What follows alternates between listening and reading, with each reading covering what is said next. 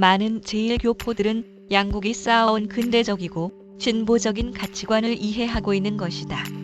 무지와 몰이해를 넘어서. 그러나 그 한편으로 서로의 근대화의 걸음을 서로가 이해하고 있는가 하면 그렇지 않다.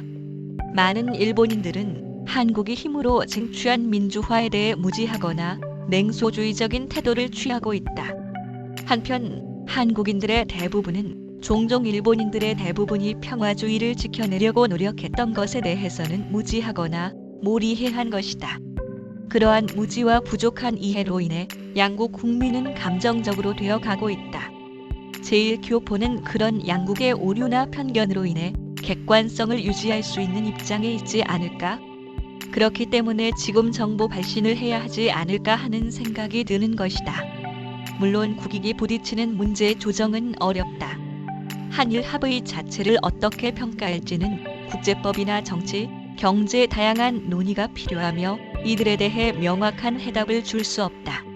이번 무역 문제의 발단이 된 강제징용 문제에서도 위안부 문제가 복잡하게 이해가 맞물렸고 제1교포라는 비교적 객관적인 입장이라도 공평무사한 심판 역할을 할 수 없다.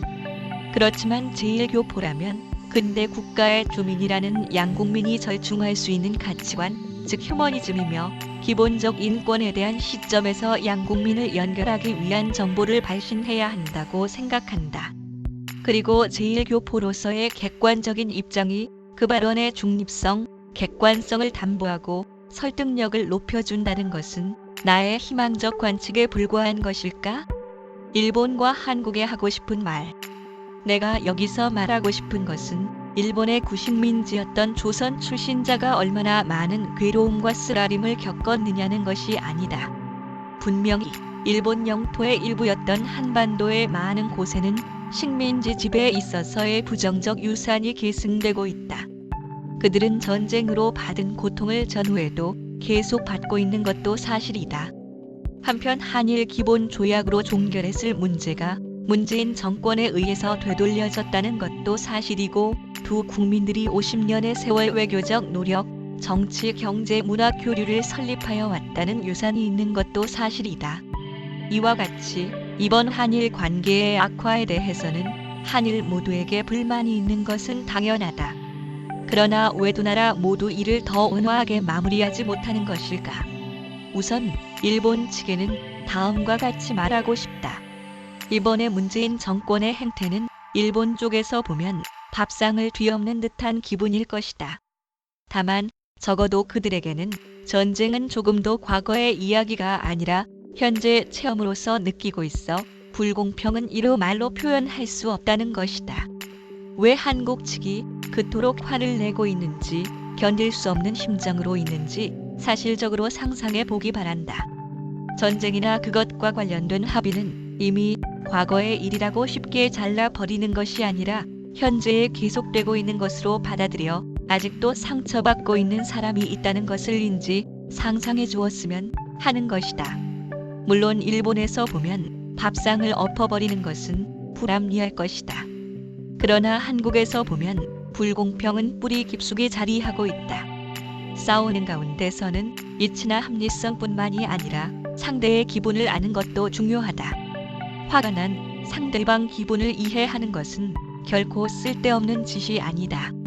협상에 있어서 자신이 상대보다 우위에 서는 것에도 도움이 될 것이다. 한편 한국 측에도 할 말이 있다. 지금 한일 양국에 있어서는 정치, 외교, 경제상의 교류뿐만 아니라 젊은 사람들을 중심으로 문학, 음악, 예능 등 모든 분야에서의 문화 교류가 활발해지고 있다. 이건 정말 멋진 일이다. 이와 관련 선인들의 외교 협상 노력과 그 결과인 한일 간의 합의가 없으면 만들어지지 않은 성과일 것이다. 이러한 한일 친목 기반이나 양국의 몇 가지 합의가 우리 측에 의해 일방적으로 뒤집혀도 좋을 리 없다. 합의의 재검토를 주장하는 것이라면 일방적으로 합의에 파기를 하는 것은 어른스럽지 못하다. 한일 쌍방에서 재검토를 시작하는 것에 먼저 합의를 합시다 라고 하는 것이 전제되어야 하지 않을까. 일방적으로 상황이 바뀌었다고 해서 밥상을 엎는 것은 아무리 그래도 좋지 않다. 지금 여기서 젊은 사람들이 문화 교류에서 즐기고 있는 것의 토대를 무너뜨리는 것과 다름없다. 이야기를 나눈다는 것. 들리는 바에 의하면 연일에 걸친 일본 제품 보이콧이나 일본 여행 취소 소식은 쓸데없이 크게 보도되는 면도 있어 실제로는 그다지 전반적인 것은 아닌 것 같다. 그러나 이래 대소를 불문하고 이러한 민족으로서의 반격과 같은 행동은 결국 일본 민족으로부터의 반감을 가져오고 민족과 민족의 진흙탕 싸움에 빠질 뿐이다. 힘들게 상처받고 있다는 경험은 주어를 민족으로 하는 문맥으로 말하지 않아도 될 것이다. 조선은 민족과 민족의 싸움이나 전쟁에 농락당해왔기 때문에 이제 민족이라는 시각에서 벗어나야 한다.